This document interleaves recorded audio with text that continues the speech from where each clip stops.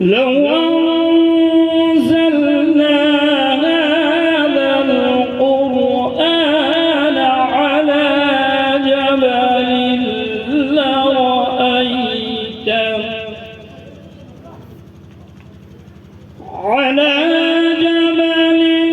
لرأيته خاشعا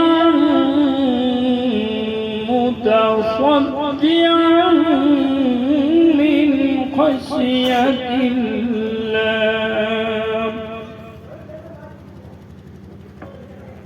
وتلك الأمثال نضربها للناس لعلهم يتفكرون.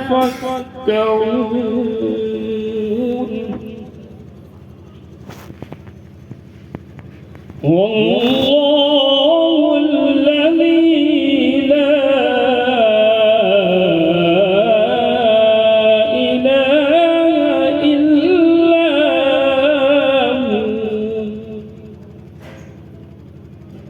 عالم الغيب والشهادة هو الرحمن الرحيم.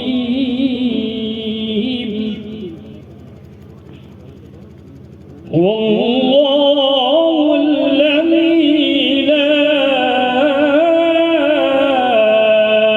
إله إلا هو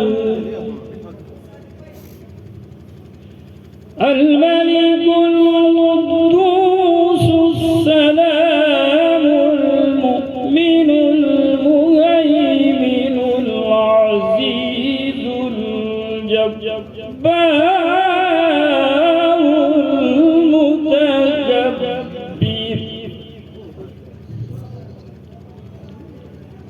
سبحان